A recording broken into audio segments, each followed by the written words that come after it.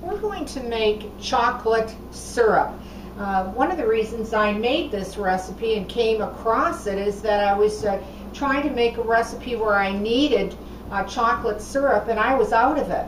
So this is a really quick and easy and inexpensive way to make chocolate syrup that can be used for your recipes, your cake recipes, your frosting recipes, and it's great over ice cream or cake or whatever that you really want to put it on.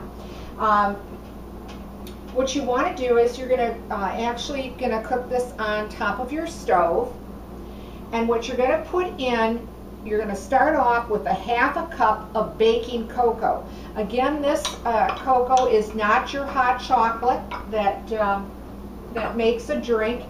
This is just your baking unsweetened cocoa. And you're going to put in a cup of water. And that can be just at room temperature. And then really you're just going to start combining that together till it dissolves. Then you're going to put it on your stove or your cooktop on high, and in just a second or two that I get this blended in, I'm going to add granulated sugar. What's nice is you only have to cook this for 3 minutes. You don't have to use a candy thermometer or that type of thing. It's just very visual, just to make sure that all the sugar is combined and melted, and it generally takes about 3 minutes. I start off on my cooktop quite high to get it to a boil, and it usually does take anywhere from 2.5 to 3 minutes. Right now all I'm really doing is combining the water and the baking cocoa together, and that usually doesn't take very long at all, as you can see. And I have it on high. What you want to be careful though about is that if you leave it on high, you constantly watch it because it will boil over very easily for you.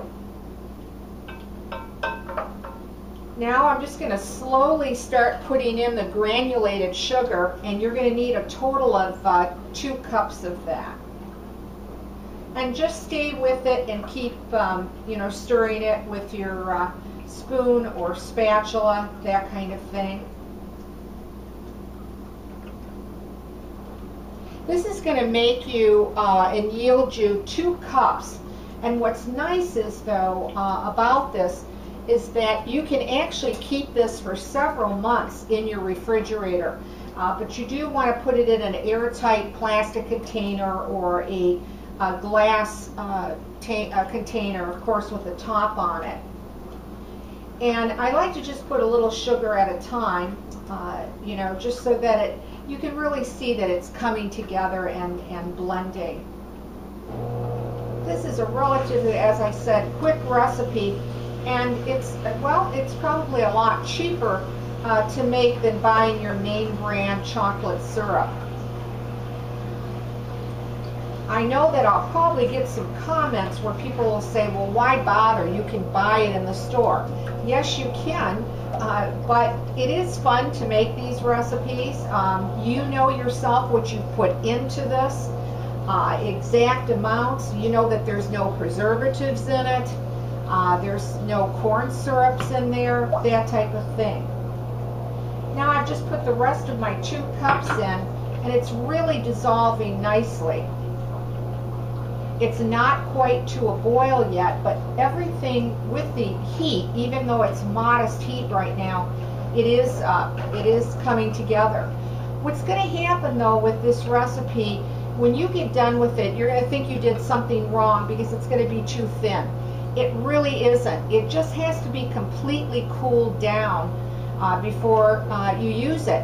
Now, if you do want to use it hot over, or warm over your ice cream or that kind of thing, you can.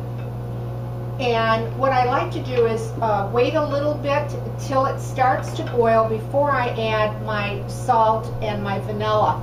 You're going to put in 1/8 of a teaspoon of salt.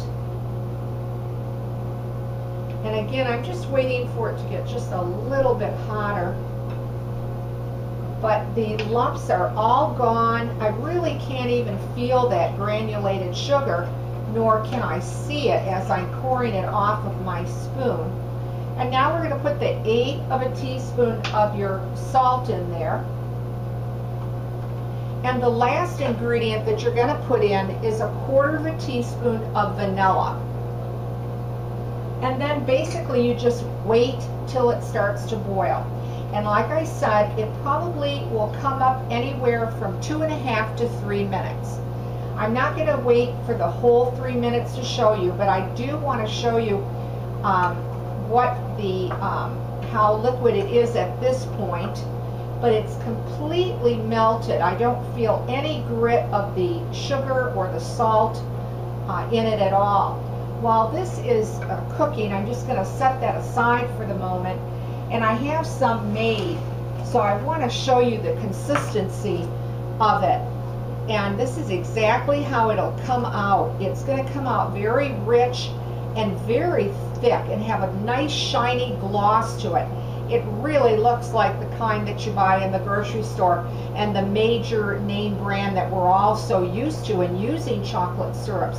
Also, this is great to put in to make chocolate milk for yourself. Also great for milkshakes, that type of thing, or whatever use that you have to make chocolate syrup. And it's coming along here, as you can start to see that the steam is rising from the pan. And I have a piece of chocolate pound cake that I made a video just a few days ago. And then I'm just going to start drizzling it on to show you the thickness and what it looks like on a piece of cake, or whatever that you choose to put it on, or a cupcake, or that type of thing. It's extremely thick and rich. It really comes out very pretty over your cake. It makes a nice presentation. Here's another dish that I went ahead and just took pound cake and then drizzled it on top. And again, you can see how beautifully thick this is going to come out.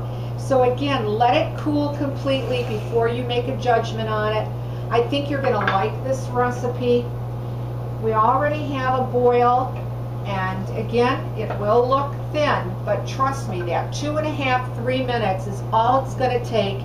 No candy thermometers, nothing like that, and you're going to make your own homemade perfect chocolate syrup. I hope you like this recipe, and if you do, leave a comment. I'd like to hear from you. Thanks for watching, and please subscribe.